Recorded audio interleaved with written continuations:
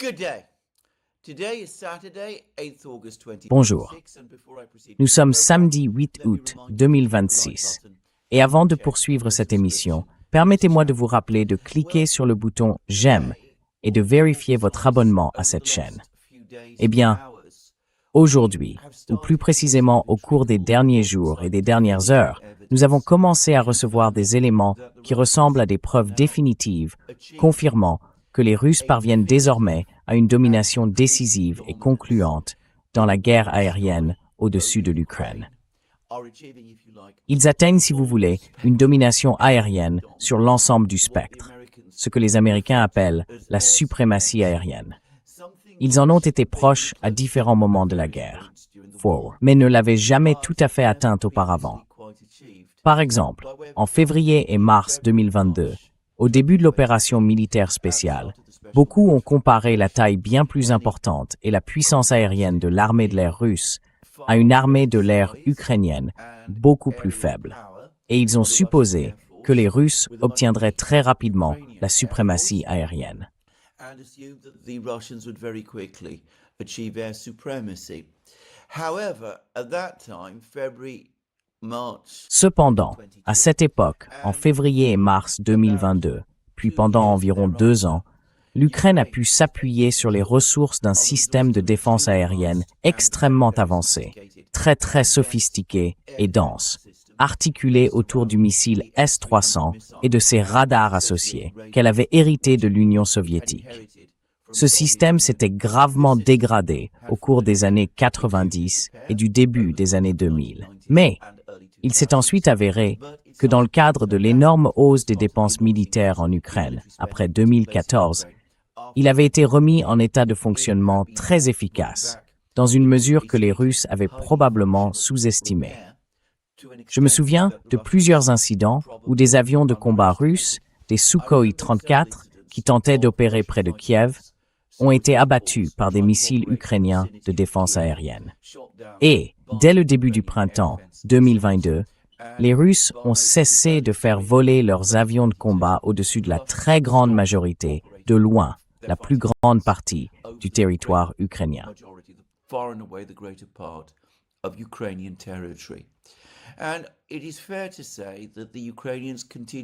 Et il est juste de dire que les Ukrainiens ont continué à disputer la maîtrise du ciel grâce à leur système de défense aérienne.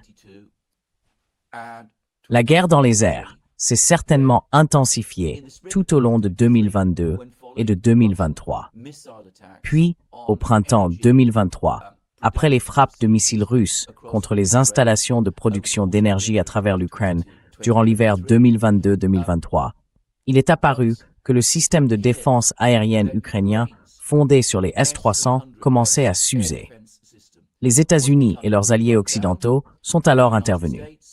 Au printemps 2023, le premier système de missiles Patriot a été livré à l'Ukraine. Les partenaires européens ont suivi avec des livraisons de systèmes de défense aérienne NASAMS de Norvège, de systèmes IRIS-T d'Allemagne et du système SAM-T d'Italie et de France.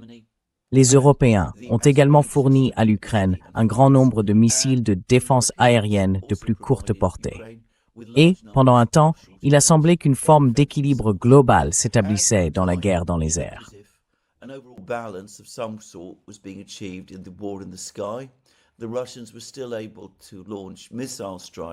Les Russes étaient toujours capables de lancer des frappes de missiles contre des installations énergétiques, mais ils n'avaient pas une domination aérienne totale, par exemple au-dessus des champs de bataille ukrainiens.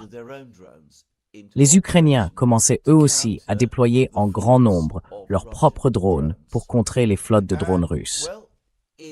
Et, bon, durant l'été 2025, on avait l'impression que l'équilibre commençait à basculer de manière décisive en faveur de la Russie. Les Russes mettaient en service un grand nombre de drones Geran. Pendant un court moment, il semblait que nous allions assister à des attaques de drones Geran pouvant atteindre le millier par nuit. J'ai fait des émissions à ce sujet à l'époque, mais cela ne s'est pas tout à fait passé ainsi.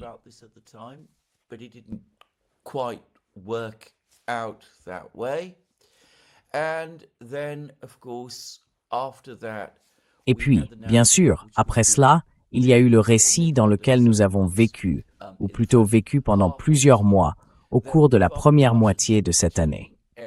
Loin que les Russes aient acquis la supériorité aérienne, c'étaient les Ukrainiens qui y parvenaient, avec les flottes de drones qu'ils lançaient contre la Russie et leur succès à abattre les drones russes qui attaquaient l'Ukraine. Eh bien, ces dernières semaines ont brutalement clarifié la situation. Et je vais commencer par parler de l'offensive ukrainienne de drones à longue portée contre la Russie. Elle a évidemment suscité énormément de discussions et d'attention, parce que nous recevons maintenant de plus en plus de données. Certaines sont contestables, d'autres sont peut-être moins que totalement fiables.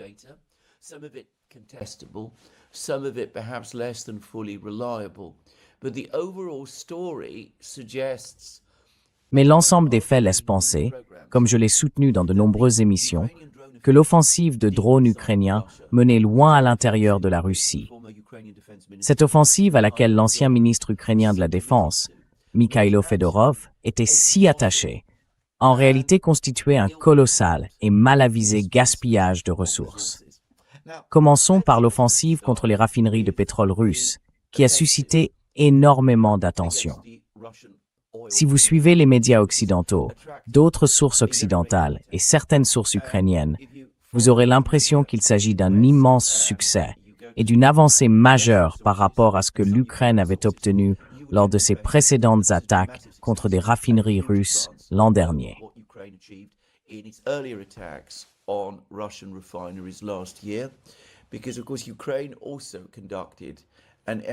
Parce que bien sûr, l'Ukraine a également mené une campagne aérienne contre les raffineries russes durant l'été 2025. Cette année, d'après la plupart des informations qu'on peut lire, les Ukrainiens seraient parvenus à un moment donné à mettre hors service au moins 40% de la capacité de raffinage pétrolier de la Russie. Alors, cela paraît extrêmement impressionnant. Sauf que, et c'est là que, une fois de plus, je suis affligé d'avoir une longue mémoire. Ce chiffre de 40% de la capacité des raffineries russes qui auraient été mises hors service au cours de l'offensive de drones de cet été, eh bien, l'an dernier, c'était exactement le même. Si vous remontez et examinez les articles de presse de la fin de l'été 2025 et de l'automne 2025, vous y trouverez aussi des affirmations selon lesquelles les Ukrainiens avaient mis hors service 40% de la capacité de raffinage pétrolier de la Russie. Puis, à l'automne, plusieurs commentateurs du secteur de l'énergie ont commencé à creuser derrière ces chiffres et sont arrivés à des conclusions très différentes.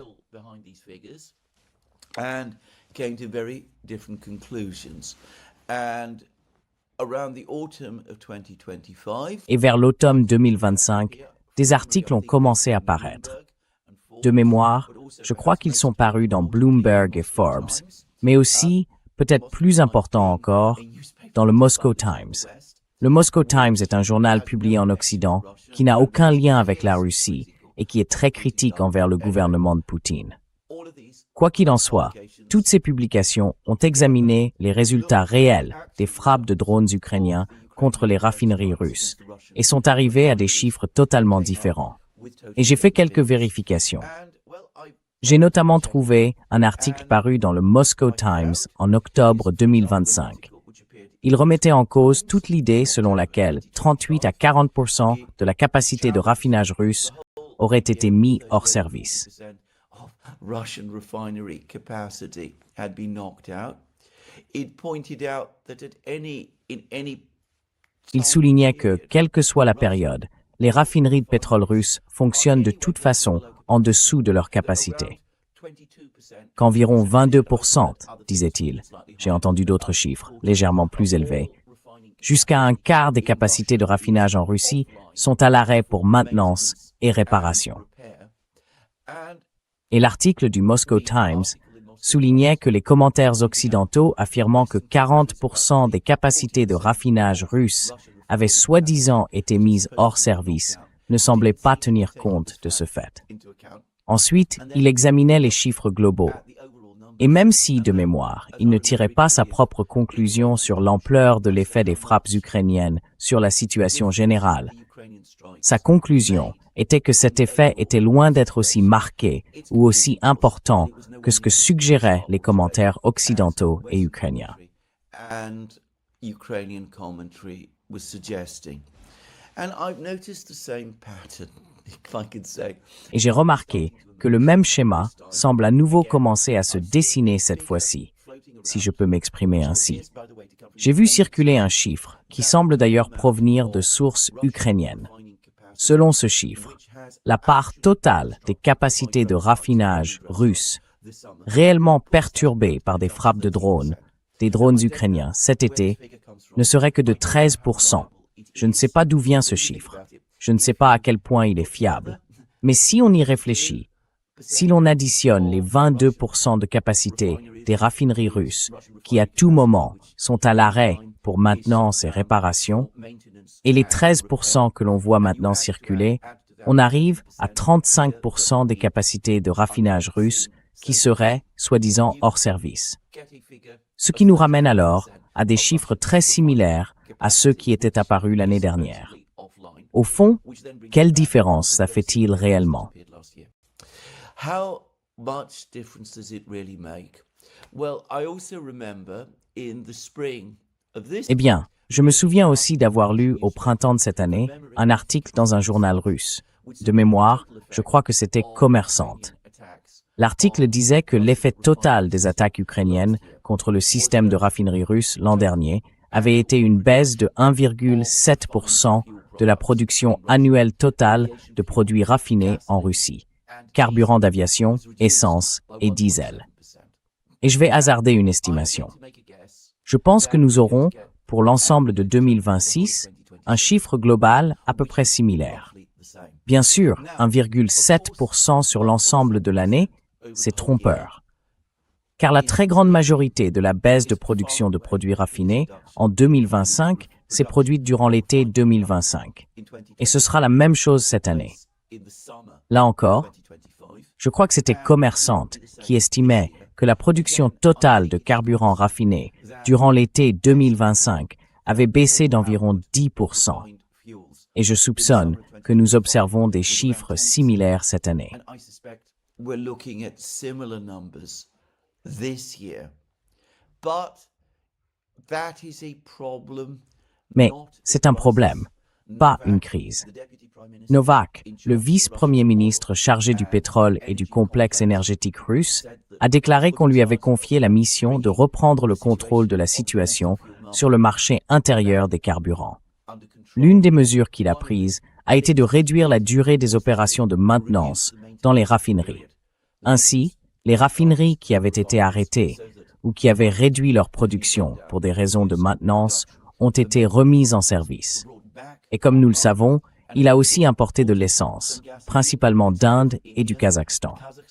Quoi qu'il en soit, grâce à ces différents outils, il a très rapidement réussi à combler le déficit. La situation dans le secteur des carburants s'est donc stabilisée très vite. Cette stabilisation étant déjà visible dès la deuxième semaine de juillet.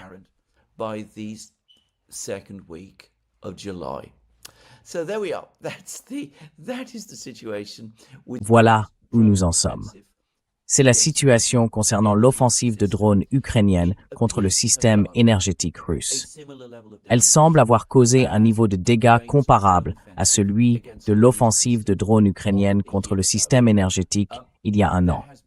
Cette année, il y a eu davantage d'achats de panique, probablement parce que les Ukrainiens et les médias ont mieux réussi à faire circuler des récits de pénurie de carburant. L'Ukraine a aussi mieux réussi à cibler les approvisionnements énergétiques dans certaines régions périphériques de la Russie et, bien sûr, avant tout, en Crimée.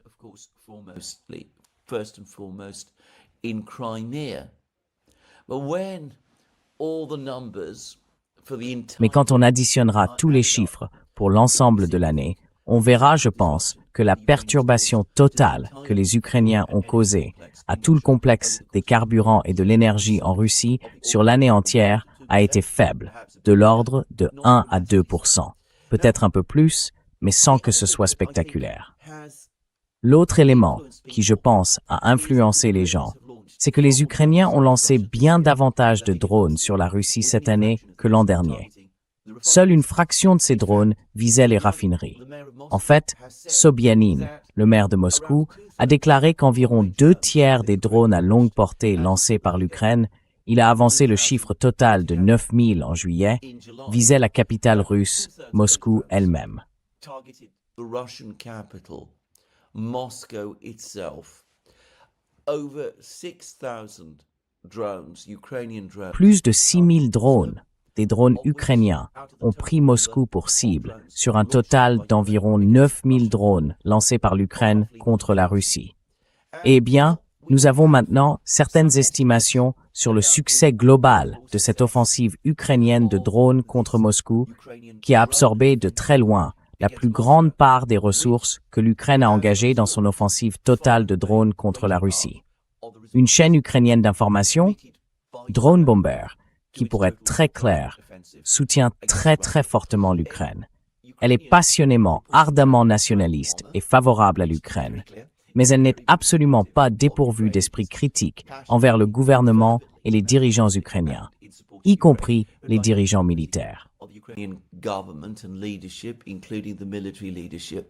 Anyway, they've done some studies and they have looked at the overall. Quoi qu'il en soit, ils ont mené des études et examiné la situation globale concernant les frappes de drones contre Moscou.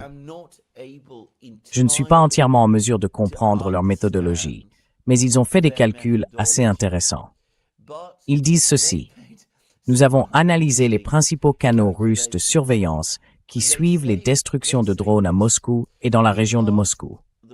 Nous avons recensé environ 1500 interceptions signalées. Pour donner une idée de l'ampleur du phénomène, rien qu'en juillet, Sobyanin, le maire de Moscou, a indiqué que 6225 drones s'étaient dirigés vers la région de Moscou. Parmi eux, 780 ont été abattus aux abords de Moscou. 625 drones flew towards the Moscow region. Of these, 780 were shot down on the near approaches to Moscow. And then Drone Bomber provides its own breakdown. Drone Bomber fournit sa propre analyse. Il fournit aussi des images d'interception. Ils disent donc: maintenant, pour ce qui est du résultat de notre échantillon, disons-le clairement, les résultats sont décevants. 1400 drones, soit 93% du total, ont été abattus sur les premières et deuxièmes lignes de défense aérienne de la région de Moscou, qui défendent Moscou. 100 drones, soit 6% du total, ont été abattus par la troisième ligne de défense, qu'ils semblent d'ailleurs situer autour de l'une des rocades de Moscou. Et ensuite, ils poursuivent à l'intérieur même de Moscou. Sur cet échantillon de 1500 drones qu'ils ont suivis, un seul, soit 0,07% du total, un seul a réussi à pénétrer dans Moscou même.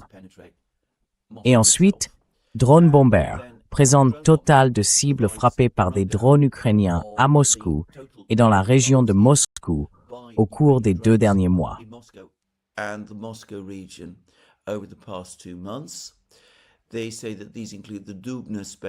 Ils disent que cela inclut le centre de communication spatiale de Dubna, une cible importante, soit dit en passant, et dont on pourrait supposer qu'elle serait défendue. Mais les Ukrainiens ont manifestement réussi à y pénétrer. Les entrepôts et plateformes logistiques de Whiteberries. Bon, on en a beaucoup entendu parler. Remarquez que tous ces sites se trouvent dans la région de Moscou et non à Moscou même. Des dépôts de stockage de pétrole. La raffinerie de Kapotnia, à plusieurs reprises en juin. C'est la fameuse raffinerie, je suppose, qui a suscité beaucoup de discussions et de commentaires après la grande attaque ukrainienne contre elle, qui, si je me souviens bien, a eu lieu aux alentours du 10 juin.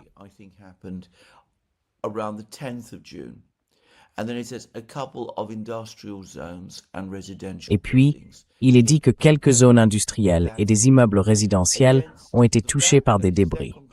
C'est tout. Au regard des milliers de lancements, ce n'est même pas une goutte d'eau. C'en est presque risible. Si la tactique consistait à épuiser tous les missiles de défense aérienne dans cette zone, elle a échoué. Les défenses aériennes semblent en bon état. Elles disposent de stocks suffisants et le dispositif de défense aérienne fonctionne efficacement.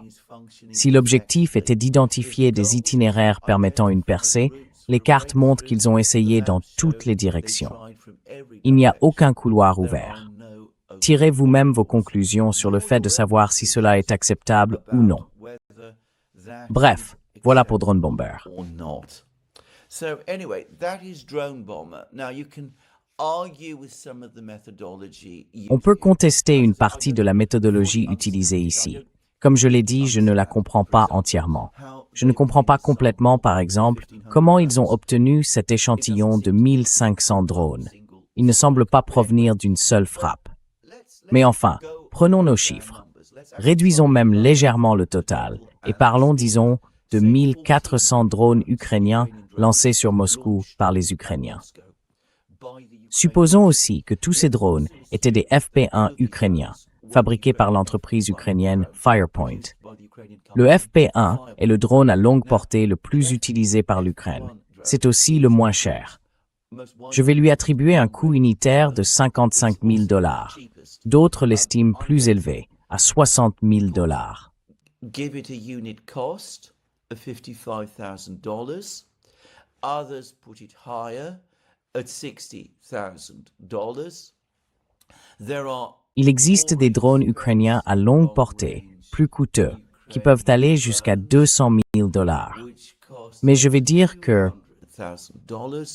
But I'm going to say that the entire hypothetical sample. L'ensemble de l'échantillon hypothétique, tout cela, comme je l'ai dit, repose sur les chiffres que nous donne Drone Bomber.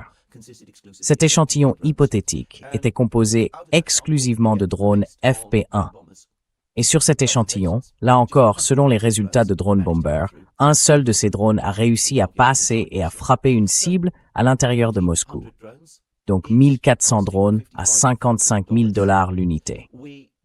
Le coût total de cette frappe de drone, ou de cette combinaison de frappes, s'élèverait à 77 millions de dollars.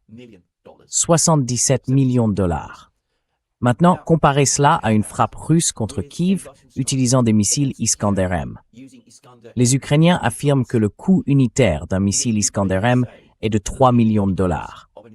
Or, il y a déjà eu des frappes contre Kiev au cours desquelles 25, voire davantage, de ces missiles Iskander-M ont été utilisés. 25 missiles Iskander-M à 3 millions de dollars l'unité représentent 75 millions de dollars. Of $3 million would come to $75 million. Less, in other words, than an attack. Autrement dit, c'est moins qu'une attaque contre Moscou menée avec 1400 drones FP1.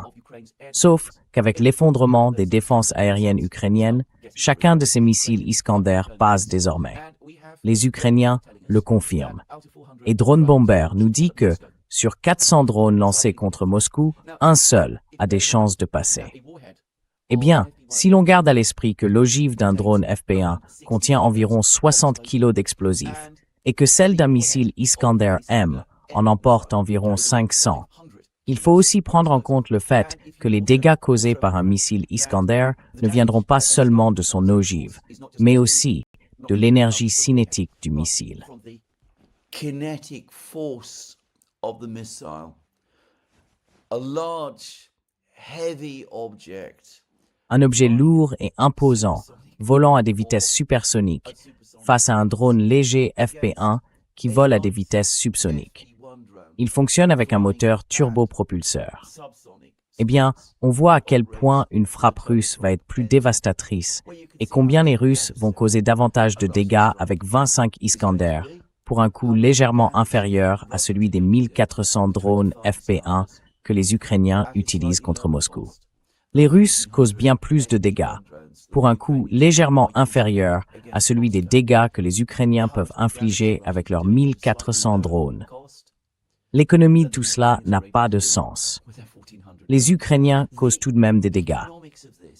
Si l'on part de l'hypothèse d'une baisse de 10% des carburants raffinés en Russie cet été, même si cela ne représente que 2% sur l'ensemble de l'année, cela va provoquer des perturbations importantes en Russie.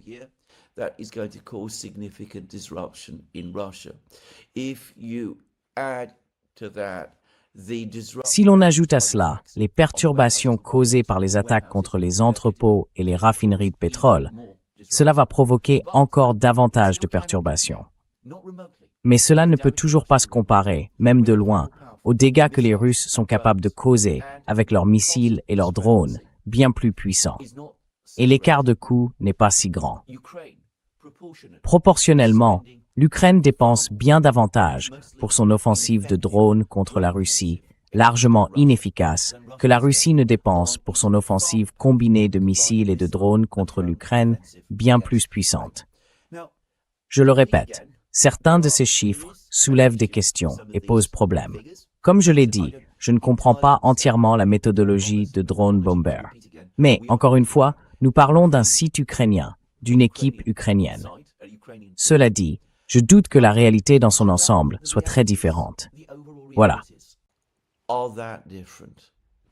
So there it is, a very expensive, but mostly ineffective. Une offensive ukrainienne de drones très coûteuse, mais largement inefficace, se heurte à une offensive russe de missiles et de drones qui coûte probablement, pas 10 fois plus, mais qui est capable d'infliger des dégâts immensément plus importants. La nuit dernière, les Russes ont de nouveau frappé Kiev. Selon certains rapports, seuls 7 missiles Iskander-M ont été utilisés lors de cette frappe. Les Russes ont de nouveau fourni le détail des 2 installations de Kiev qu'ils ont attaquées. Je le répète, lorsque les Russes attaquent Kiev, leurs missiles passent parce qu'il n'y a plus de défense aérienne en Ukraine pour les contrer. Et pour les Russes, c'est une opération très rentable. À l'inverse, l'offensive ukrainienne contre Moscou est un gaspillage total de ressources. Et cela empire, parce que Events in Ukraine, l'excellent site Substack, qui examine la situation globale de la guerre et publie de remarquables articles sur la politique ukrainienne, a désormais lui aussi évoqué l'évolution et les modifications apportées au drone Geran.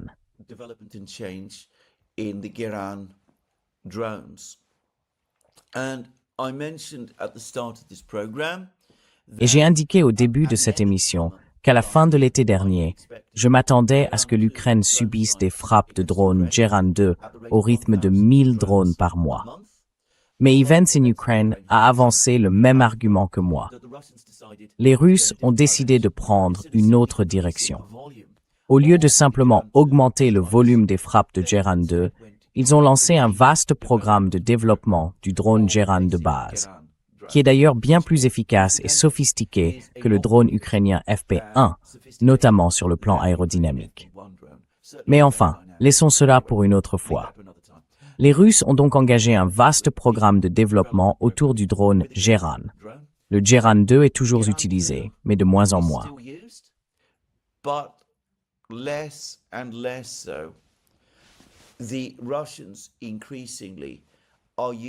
Les Russes utilisent de plus en plus des drones à réaction, des Geran 4 et des Geran 5, qui volent à des vitesses bien plus élevées. Ils sont pratiquement impossibles à intercepter pour les drones anti-drones que les Ukrainiens ont mis au point à la fin de l'année dernière, et que Zelensky a tenté sans succès de vendre aux États arabes du Golfe Persique pour contrer les drones Shahed iraniens. Quelles que soient les difficultés que ces drones anti-drones ukrainiens auraient face aux Shahed, il est universellement reconnu qu'ils ne peuvent pas rivaliser avec les Geran 4 et les Geran 5, beaucoup plus rapides et beaucoup plus maniables. Ils sont désormais propulsés par des réacteurs et entrent en service chez les Russes en nombre toujours plus important.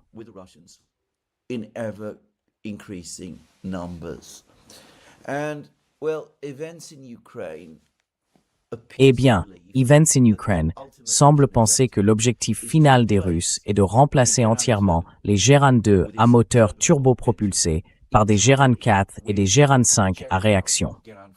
Donc, des drones russes bien plus puissants, avec une portée nettement supérieure, et des drones qui sont essentiellement impossibles à intercepter pour les défenses aériennes ukrainiennes. D'ailleurs, je ne prends pas au sérieux les affirmations ukrainiennes selon lesquelles ils abattent 98% des drones Geran lancés par les Russes, surtout en ce qui concerne Kiev. Car d'après ce que je peux voir, tous les drones que les Russes utilisent désormais contre Kiev sont des Geran 4 et des Geran 5 à réaction. Je ne pense pas que les Russes utilisent encore des Geran 2 pour frapper Kiev, tout simplement.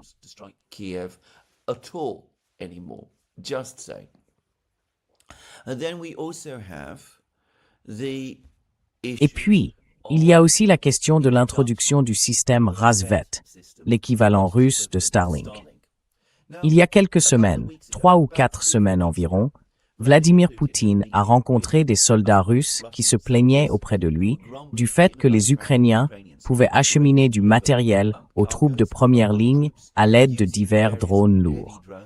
Belousov, le ministre russe de la Défense, a expliqué que si les Ukrainiens pouvaient le faire et pas les Russes, c'était parce que les Ukrainiens étaient capables de guider ces drones lourds chargés de matériel jusqu'aux troupes ukrainiennes, en leur envoyant des messages via le système américain Starlink.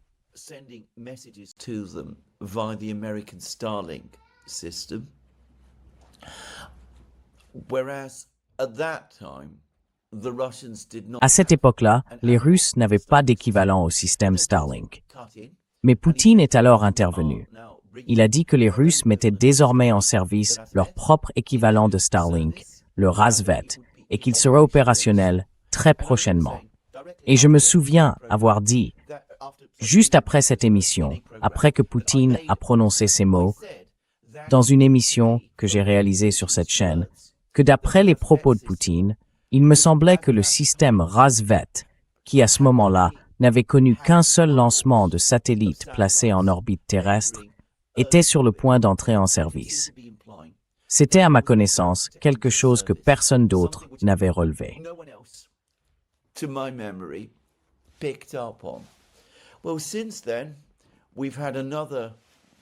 Eh bien, depuis, il y a eu un autre lancement qui a placé davantage de satellites Razvet en orbite. Et comme je l'ai évoqué dans, je crois, 2 émissions maintenant, mes spéculations selon lesquelles des drones russes, des Geran 4 et des Geran 5 pourraient déjà recevoir des signaux de contrôleurs au sol en Russie via le système Razvet afin de mener des frappes dans le sud et le centre de l'Ukraine. Eh bien, je ne dirais pas qu'elles ont été confirmées, mais elles sont devenues plausibles parce que l'entreprise russe qui exploite le système Razvet a désormais publié des photos du récepteur satellite, du récepteur de signaux qui peut être ajouté au drone. Elles montrent qu'ils existent déjà. Nous ne savons pas, bien sûr, à quelle échelle ils sont produits.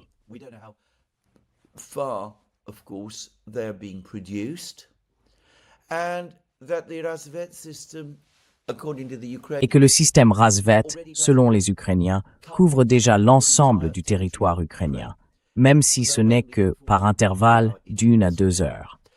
Je le dis tout de suite. Étant donné qu'on parle d'une guerre, d'une véritable guerre en fait, il est quasiment certain que les Russes donnent la priorité aux récepteurs Razvet pour leurs forces armées, et peut-être tout particulièrement pour leurs drones à longue portée, les Geran 4 et les Geran 5. Même si je ne peux pas l'affirmer avec certitude, je pense qu'il est très probable que des drones russes Geran 4 et Geran 5 frappent déjà des cibles en profondeur en Ukraine, en utilisant des signaux qui leur sont transmis par des contrôleurs au sol en Russie, via le système Razvet. Eh bien, c'est déjà très préoccupant pour les Ukrainiens. C'est le moins qu'on puisse dire.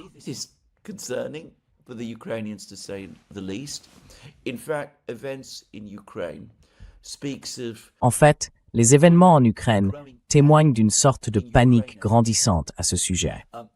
On a presque le sentiment que l'apparition du système Razvet a déjà un effet sur le moral ukrainien et qu'elle suscite peur et inquiétude dans l'ensemble de l'économie, de la défense et de l'espace médiatique ukrainien.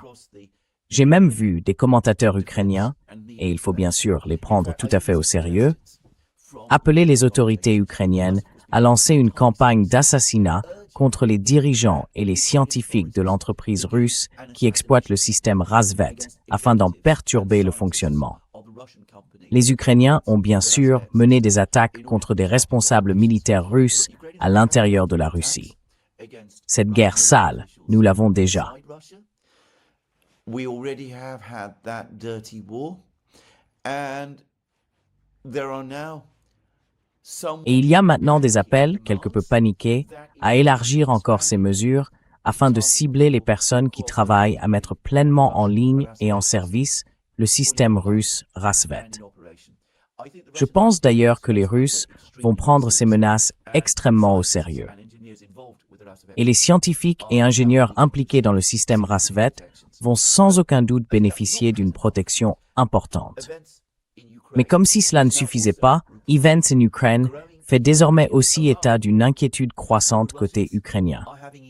Les Russes réussiraient de plus en plus à brouiller Starlink, une chose qu'on croyait autrefois impossible. Ils brouillent les communications Starlink destinées aux troupes sur le front, ainsi que les signaux des drones ukrainiens opérant au-dessus de la Russie. Et là encore, Events in Ukraine nous fournit des commentaires inquiets sur Badwarden SAS produit. This is happening. We have a comment from Nous avons un commentaire d'Israël, une chaîne Telegram liée au mouvement Azov, par exemple, publié par Events in Ukraine. Il dit « Est-ce que quelqu'un a envisagé de travailler sur des contre-mesures de guerre électronique contre des dispositifs similaires aux terminaux Starlink? Nous sommes devenus trop complaisants, bercés par un faux sentiment de sécurité parce que l'accès des Russes à Starlink avait été coupé. Tout semblait aller bien puisqu'ils ne l'utilisaient pas et que nous le pouvions. Mais les Russes se sont rapidement adaptés. Ils ont développé des systèmes de guerre électronique contre Starlink. Et plus encore, ils développent Rasvet, leur propre alternative à Starlink. Et croyez-moi, nous allons de nouveau nous ronger les ongles quand ils installeront ça sur des drones.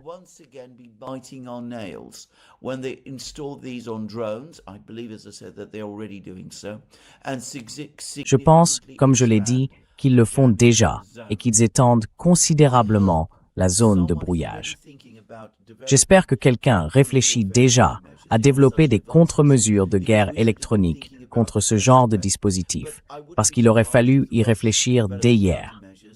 Mais je ne serais pas surpris que la course au développement de ces contre-mesures ne commence après que nous aurons commencé à subir des pertes dues à ces systèmes et que tout le monde se mette à courir dans tous les sens comme des poulets sans tête.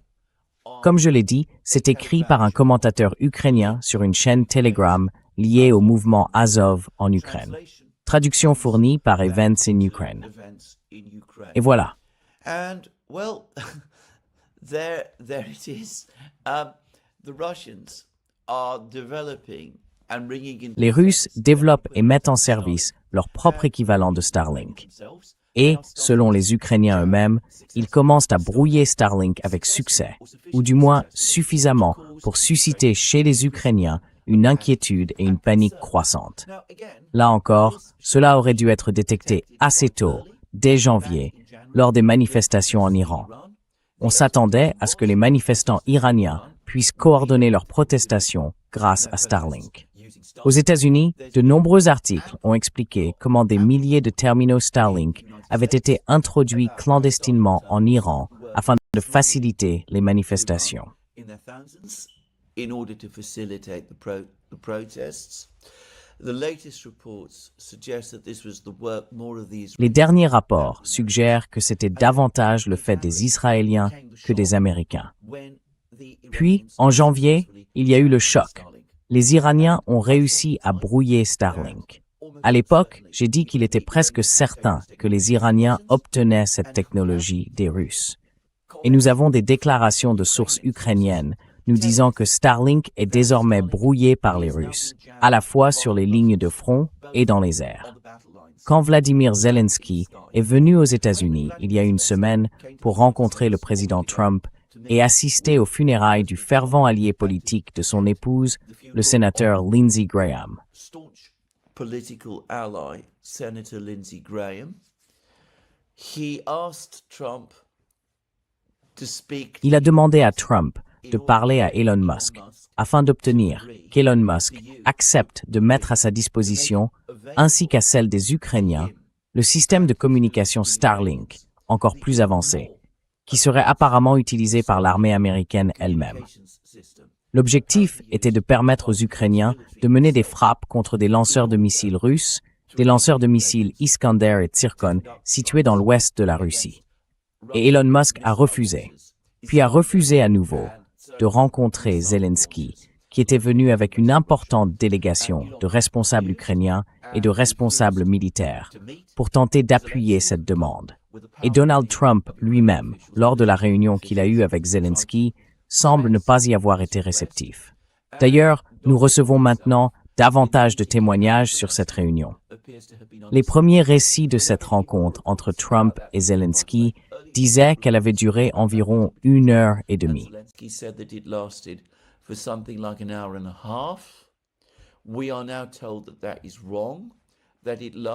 On nous dit maintenant que c'est faux, que cela a duré nettement moins d'1 heure, que Trump a apparemment fait l'essentiel de la conversation et que Zelensky a à peine pu en placer une. Que Trump a fortement mis la pression sur Zelensky pour qu'il parvienne rapidement à une forme d'accord avec les Russes. J'ai le sentiment que l'ambiance à Washington a radicalement changé. Je soupçonne que la chute de Konstantinovka y a joué un rôle majeur. Les Américains savent sûrement que Konstantinovka est bel et bien tombée, et ils ne croient probablement plus aux affirmations selon lesquelles les Ukrainiens contiennent les Russes et l'offensive russe est au point mort. Mais je me demande si un autre facteur n'a pas rendu les Américains beaucoup moins réceptifs à Zelensky lorsqu'il est venu à Washington. Les premiers signes révélateurs que les Russes parviennent désormais à brouiller le système Starlink en Ukraine, même si ce n'est pas encore de manière complète ni systématique, aussi bien au sol que dans les airs.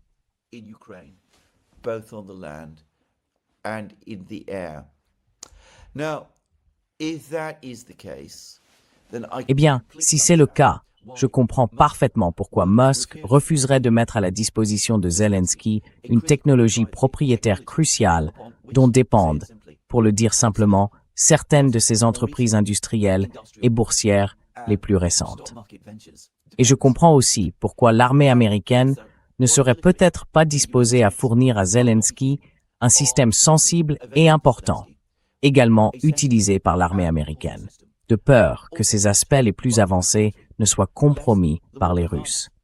De la même manière qu'il commence à sembler que le reste du système est lui aussi en train d'être compromis. Pour revenir à ce que disent les gens d'Azov sur la recherche de moyens de brouiller le système russe Razvet, je pense qu'il faudra au moins 2 ou 3 ans avant de parvenir à un niveau où cela sera efficace.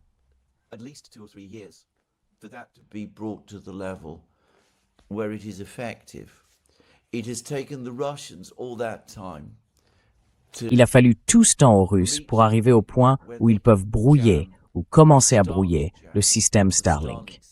Il est largement reconnu que les Russes sont les experts mondiaux du brouillage et plus généralement de la guerre électronique.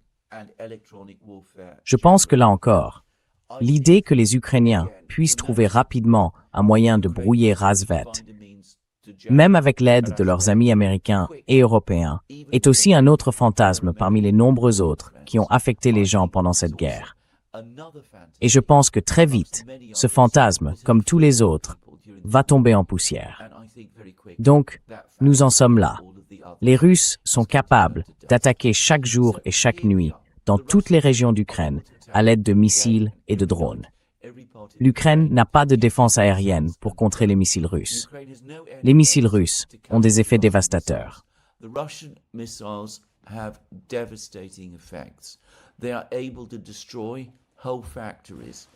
Ils sont capables de détruire des usines entières. L'une des usines que les Russes ont attaquées la nuit dernière à Kiev produit des composants pour le propre missile de croisière Flamingo de l'Ukraine. Et pour le dire simplement, celui-ci semble de toute façon bien moins que pleinement efficace. Les Russes disposent désormais, à l'horizon, de leur propre équivalent de Starlink. Il existe des différences technologiques. Cela fonctionne différemment, mais cela semble donner à l'armée russe et aux forces russes de drones toutes les capacités que Starlink offre à l'armée ukrainienne et aux forces ukrainiennes de drones.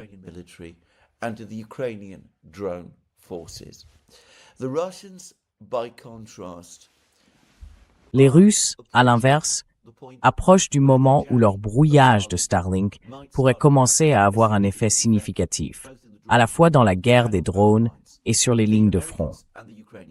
Les Américains et les Ukrainiens n'en sont même pas au tout début du développement de technologies de brouillage comparables pour neutraliser Rassvet. Et nous disposons désormais de nombreuses données montrant que les frappes russes de missiles et de drones ne peuvent pas être empêchées par l'Ukraine, parce que son système de défense aérienne s'est effondré, faute non seulement de patriotes, mais aussi de missiles de défense aérienne en général.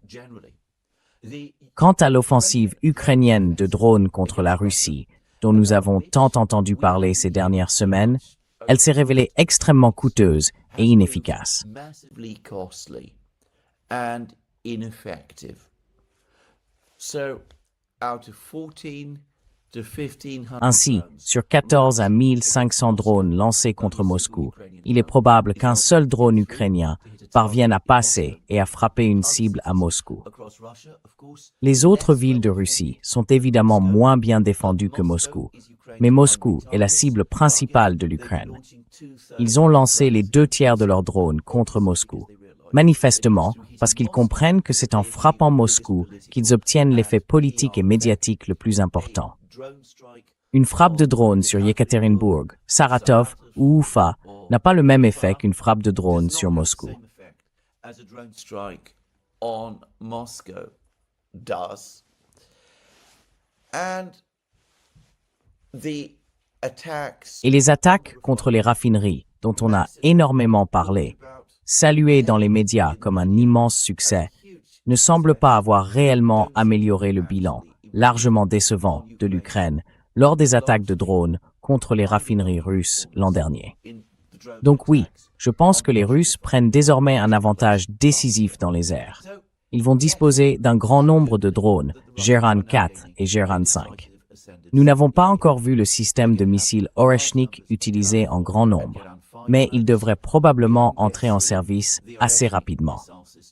Comme je l'ai avancé dans une autre émission, son utilisation pourrait aussi être liée d'une manière ou d'une autre au système Rassvet. its use might also be linked in some way to the Rassvet system.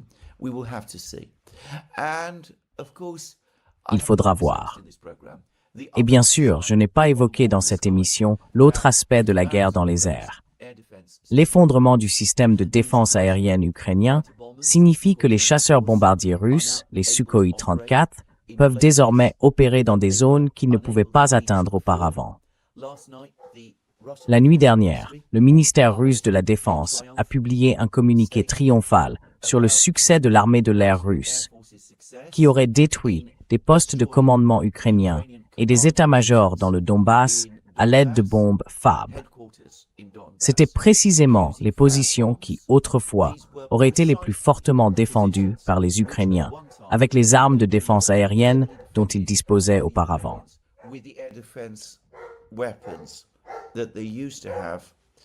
And there was a report that appeared, which I touched on yesterday. Et un article a été publié dont j'ai parlé hier dans les médias russes. Zelensky Il expliquait que Zelensky et les Ukrainiens sont désormais face à un dilemme. deploy Est-ce qu'ils déploient les quelques systèmes de défense aérienne qui leur restent pour tenter de protéger leur position sur la ligne de front contre les bombardiers tactiques russes qui font des ravages? tactical bombers Ou est-ce qu'ils les maintiennent là où ils sont to defend pour défendre les centres de commandement à Kiev et les grandes installations industrielles qui y subsistent? Sur ce point, je n'ai personnellement aucun doute. Les Ukrainiens vont continuer à utiliser leur système de défense aérienne pour protéger Kiev même. systems still protecting Kiev itself. And then, of course, the Russians have used Et puis, bien sûr, les Russes ont utilisé leur énorme puissance aérienne pour bloquer l'Ukraine. Ils ont fermé les ports. Ce matin encore, le ministère russe de la Défense fait état de nouveaux dégâts causés au port ukrainien du complexe portuaire du Grand Odessa. Davantage d'attaques contre la navigation ukrainienne et donc davantage de dégâts. Les Ukrainiens disent que, depuis le 22 juillet, le commerce maritime via les ports s'est complètement arrêté. Le transport de marchandises par route et par rail devient de plus en plus dangereux et difficile. Les stations-service ont également été détruites dans de nombreux endroits. Le réseau ferroviaire est attaqué en permanence. The railway system is under continuous attack.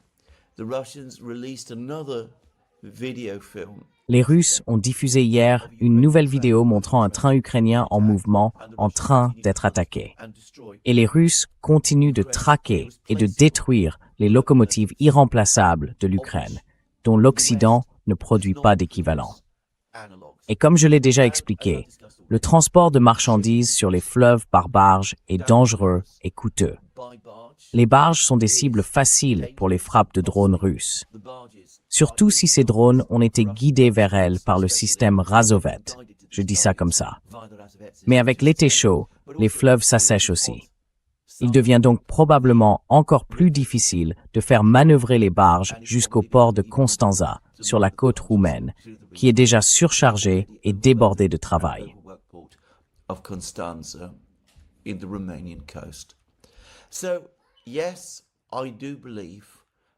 Donc oui, je pense que les Russes sont désormais sur le point d'acquérir la suprématie aérienne, une domination totale du ciel ukrainien. Et je vais ajouter quelque chose. Il y a quelques mois, en mai, les Russes ont averti l'Occident qu'il était déconseillé de maintenir des ambassades, du personnel diplomatique et un grand nombre d'Occidentaux à Kiev. L'Occident a ignoré ces avertissements. Les ambassades, les Occidentaux, les ONG, tout l'appareil de la présence occidentale sont toujours à Kiev. Je pense que c'est un sujet auquel les gouvernements occidentaux pourraient vouloir réfléchir.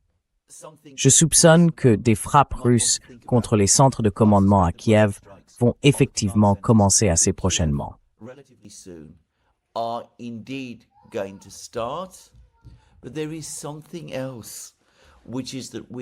Mais il y a autre chose. Avec les attaques russes contre les locomotives et le réseau ferroviaire, si une évacuation du personnel diplomatique de Kiev devait avoir lieu, il vaudrait peut-être mieux la négocier avec les Russes.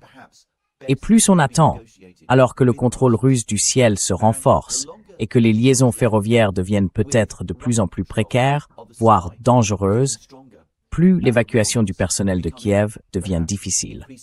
Personnellement, si je conseillais la Maison-Blanche et les gouvernements occidentaux, j'élaborerais déjà des plans possibles en ce sens.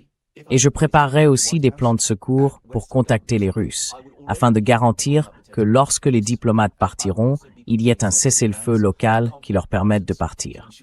Enfin voilà, c'est la situation dans la guerre aérienne. That is the situation in the war in the sky. Now, it need hardly be said that Il va presque sans dire que si les Russes parviennent à établir sur l'Ukraine le type de domination aérienne dont je parle, il devient quasiment inconcevable que l'Ukraine puisse conserver ses positions sur la ligne de front. L'acheminement de fournitures vers les unités au front ne s'arrêtera jamais complètement, mais il sera réduit. Et la capacité de l'Ukraine à soutenir la guerre, même avec l'énorme soutien qu'elle reçoit de l'Occident, va elle aussi diminuer. Et, bon, je pense, encore une fois, et je l'ai dit à de nombreuses reprises, qu'au vu de tous ces développements, il serait probablement judicieux que l'Occident commence au moins à envisager une forme de démarche diplomatique auprès des Russes, même s'il n'existe pas le moindre élément indiquant qu'une telle chose soit réellement en train de se produire.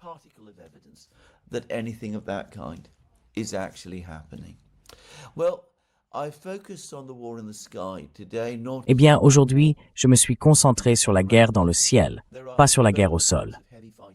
D'autres informations font état de violents combats dans la région du Donbass, à Alexeyevo-Druchkovka, une ville située juste au sud de Druchkovka, qui fait elle-même partie de l'agglomération Slaviansk-Kramatorsk, la ligne de ville fortifiée. Et puis, comme je l'ai évoqué hier, des informations indiquent désormais que des combats de rue ont effectivement commencé à Orekov, et que les troupes russes sont effectivement entrées dans cette ville. Même si certains rapports affirment qu'elles ne sont pas entrées par l'Est, où les Russes progressent toujours plus près et ont probablement déjà de fait coupé les voies d'approvisionnement vers Orekov. effectively cut the supply routes to our aircraft. But that the soldiers who are Russian soldiers who've entered Mais les soldats russes qui sont entrés à Orikiv sont des parachutistes avançant depuis le sud, membres du groupement de forces Dniepr du général Teplinsky et non du groupement de forces Est, qui, comme je l'ai dit, progresse vers Orikiv depuis l'Est. Eh bien, j'en ai déjà parlé et j'en ai longuement parlé hier. L'appel téléphonique de Poutine au commandant de la 76e division aéroportée de la Garde, qui opère dans la zone de Dobropilya, me semble indiquer que la ville de Dobropilya, cette ville stratégiquement importante, située au sud-ouest, est elle aussi désormais soumise à une énorme pression. is now also under enormous stress. Now there continue to be some Il y a toujours certains commentateurs qui continuent d'affirmer que la guerre est dans une impasse, qu'il faudra des années aux Russes ne serait-ce que pour prendre le Donbass, que la guerre en a encore pour des années. Eh bien, well nous verrons. we'll see. L'une des choses que j'ai systématiquement sous-estimées dans cette guerre jusqu'à présent, c'est la volonté de l'Occident de fournir à l'Ukraine des systèmes d'armes au-delà de toute rationalité et de toute raison, au point de mettre en péril les intérêts fondamentaux de sécurité de l'Occident pour y parvenir, et de continuer à donner des financements à l'Ukraine pour soutenir la guerre, là encore, au-delà de tout bon sens et de toute raison. Again, beyond all sense and reason, especially at a time when the West is facing. Surtout à un moment où l'Occident est confronté à des problèmes économiques croissants. Seems to me Mais il me semble que même cette période approche désormais de sa fin. is now approaching. L'Occident, de son propre aveu, n'a plus de missiles de défense aérienne. Il ne peut pas fournir à l'Ukraine une couverture aérienne. Ses ressources financières pour maintenir l'Ukraine à flot commencent elles aussi à faiblir. Les États-Unis ont à toute fin utile, ou en grande partie, cessé de le faire. Au sein de l'Union européenne, seuls quelques pays, principalement l'Allemagne, continuent à le faire dans une mesure vraiment significative. La Grande-Bretagne, déjà sous Keir Starmer, juste avant la chute de Keir Starmer, a discrètement réduit ses crédits destinés à l'Ukraine. Il est difficile de voir comment ça pourrait encore durer très longtemps. It's difficult to see how this can be sustained for much further. And that, it seems to me, also brings us Et cela, me semble-t-il, nous rapproche aussi de l'issue finale de la guerre. and well, Et bon, je veux simplement dire que je comprends la sincérité de certains commentateurs qui regardent la situation actuelle, voient la prolongation de la guerre comme un désastre pour tout le monde, pour l'Europe, les États-Unis, l'Ukraine et la Russie, et s'inquiètent des effets désastreux pour chacun si la guerre continue de se prolonger pendant des années. Mais ce ne sera pas un désastre du même ordre que celui auquel nous aurons affaire s'il n'y a pas de règlement négocié de la guerre, et que, au lieu d'une impasse, nous nous retrouvons dans une situation où les Russes l'emportent, et où l'indépendance même et la souveraineté de l'Ukraine sont gravement menacées. Pour l'Occident, ce ne serait pas un désastre. jeopardy. For the West, that would not be a disaster. It would be a geopolitical catastrophe. Ce serait une catastrophe géopolitique, bien plus grave que celle que l'Occident connaît actuellement, In the Middle East. par exemple au Moyen-Orient. Just to say Donc, je le répète, encore une fois je l'ai dit à de nombreuses reprises, the sense that many je n'ai pas l'impression que beaucoup de gens au sein des gouvernements occidentaux, et certainement pas des gouvernements européens, aient envie d'entendre cela. Mais chaque année qui passe depuis le début de l'opération militaire spéciale nous a rapprochés de ce point. Et aujourd'hui, nous nous en rapprochons beaucoup plus. Le fait que l'opération militaire spéciale dure depuis plus de 4 ans et demi ne signifie pas qu'elle va encore durer de nombreuses années. C'est une erreur de raisonnement. Et comme je l'ai également souligné dans plusieurs émissions, une guerre de 4 ans et demi n'aurait de toute façon pas été considérée comme particulièrement longue pendant la majeure partie de l'histoire. would anyway not be considered an especially long one. It is because in the West, C'est parce qu'en Occident, nous nous sommes habitués à des guerres courtes qui ne durent que quelques mois. and then Puis nous nous en lassons et nous passons à autre chose. Nous commettons donc l'erreur de penser que les Russes raisonnent de la même manière. Il y a eu un excellent article du blogueur incontournable Kautilya, le contemplateur, que vous pouvez trouver sur Substack. Il y explique que l'approche progressive adoptée par l'armée russe dans cette guerre est, en réalité, parfaitement conforme à la doctrine et à la philosophie militaire russe.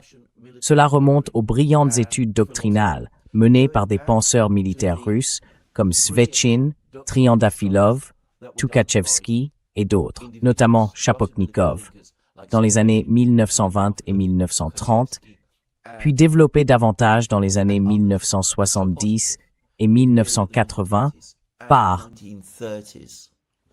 and as further developed in the 1970s and 1980s by another brilliant Russian military thinker. un autre brillant penseur militaire russe, Nikolai Ogarkov, est peut-être celui qui exerce le plus d'influence sur la pensée militaire russe, ou du moins sur celle de l'état-major général russe aujourd'hui. Ces gens-là n'auraient pas été intimidés par l'idée d'une guerre qui s'étend sur plusieurs années et qui ne se conclut pas en quelques semaines. Leur objectif était de remporter la victoire, une victoire totale et complète, conduisant à la défaite globale, voire à la destruction de l'ennemi. Il ne s'agissait pas d'essayer d'obtenir cette victoire en quelques jours ou en quelques semaines, comme nous avons en Occident la funeste habitude de le faire, à notre propre détriment. A disastrous habit of doing. Anyway, I would strongly recommend people to read. Quoi qu'il en soit, je recommande vivement aux gens de lire le dernier article de blog de Kautilya le Contemplateur. Il est très éclairant, il explique énormément de choses et j'y ai certainement beaucoup appris. Quoi qu'il en soit, il me semble que c'est là la situation générale de la guerre à l'heure actuelle. Je ne m'attends pas à ce que la situation dans le Donbass se prolonge pendant des années. Je ne serais pas surpris que le Donbass tombe cette année, voire dès cet automne. Certains rapports, certaines rumeurs ont circulé selon lesquelles l'évacuation de Kramatorsk, la ville la plus grande et la plus importante de l'agglomération Sloviansk-Kramatorsk, aurait commencé. Je n'ai vu aucune confirmation ni aucun élément corroborant cela, mais il faudra voir.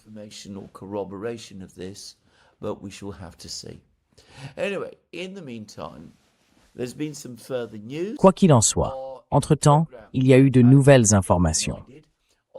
Dans une émission qu'Alex Christoforou et moi avons faite sur The Duran, nous avons évoqué l'intervention du gouvernement américain, du Trésor américain et du Conseil des gouverneurs de la Réserve fédérale pour soutenir le yen. Apparemment, il s'agissait d'empêcher ou d'éviter le risque que la Banque du Japon soit contrainte de commencer à vendre des bons du Trésor américain, à un moment où leur rendement augmente, afin de réunir des fonds pour soutenir le yen. Et nous avons expliqué comment la Réserve fédérale américaine et le Trésor ont choisi, là encore, pour ne pas affaiblir le marché des bons du Trésor, et au bout du compte, le dollar, de vendre des actifs en euros afin de lever les fonds nécessaires au soutien du yen.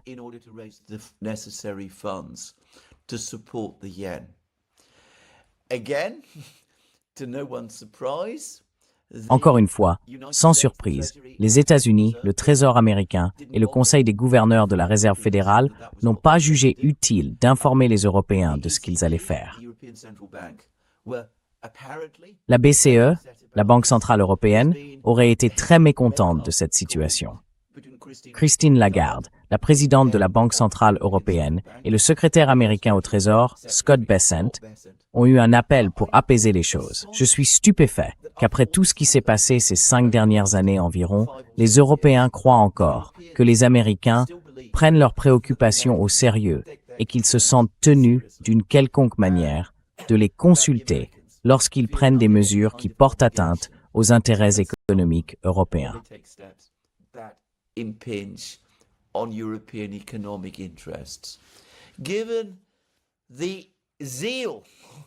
Étant donné le zèle que les Européens eux-mêmes mettent à sacrifier leurs intérêts économiques pour promouvoir les politiques américaines, je ne comprends tout simplement pas pourquoi ils s'imaginent que les Américains les prennent au sérieux, ne serait-ce qu'un peu. Autre chose qui ne semble pas être prise particulièrement au sérieux. L'adoption par le Sénat du projet de loi de sanctions infernales de Lindsey Graham et Richard Blumenthal. Quelques sénateurs, comme Ron Paul ou Bernie Sanders, tentent eux aussi de s'opposer à ce nouvel acte de folie. Up to this latest act of madness. But anyway, they didn't. Only 11 senators. Mais enfin, ils ne l'ont pas fait. Au final, seuls 11 sénateurs ont voté contre. Apparemment, le texte va être transmis à la Chambre des représentants en novembre, probablement après les élections de mi-mandat. Moi, je pense qu'il sera reporté jusqu'au nouveau Congrès après son entrée en fonction en janvier. Apparemment, les démocrates à la Chambre ne sont pas du tout enthousiastes à l'égard de ce projet de loi, à cause de la manière dont il donne à Donald Trump le pouvoir d'imposer des sanctions à n'importe qui, à tout le monde. Car au bout du compte, c'est bien ce qu'il fait. Mais j'ai remarqué que les médias britanniques, qui auraient peut-être autrefois accueilli favorablement ce texte, ont désormais presque tous évité de parler de son adoption par le Sénat. Reporting about its passage through the Senate. Perhaps they have finally Peut-être ont-ils enfin fini par comprendre toute sa logique. Tenter d'empêcher la Russie d'exporter du pétrole à un moment où il y a une pénurie mondiale de pétrole et d'énergie.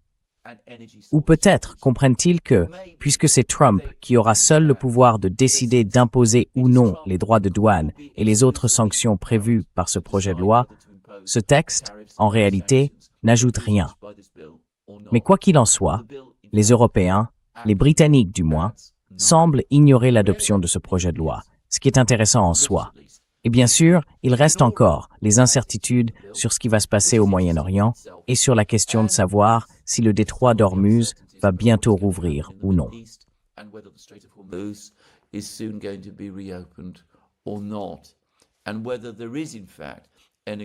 Et s'il existe en fait un accord entre l'Iran et Oman, et ce que signifie ce nouvel arrangement sécuritaire entre les Saoudiens, les Turcs et les Pakistanais. Mais j'ai l'intention d'aborder tous ces sujets dans ma prochaine émission. C'est ici que je vais terminer l'émission d'aujourd'hui. Je vous rappelle encore une fois que vous pouvez retrouver toutes nos émissions sur nos différentes plateformes, Locals, Rumble, X et Substack. Vous pouvez soutenir notre travail via Patreon et Subscribestar, ainsi qu'en vous rendant dans notre boutique. Les liens sont sous cette vidéo. Enfin, n'oubliez pas de cliquer sur le bouton « J'aime » et de vérifier votre abonnement à cette chaîne. C'est tout pour aujourd'hui. À très bientôt. Passez une excellente journée. More from me soon. Have a very good day.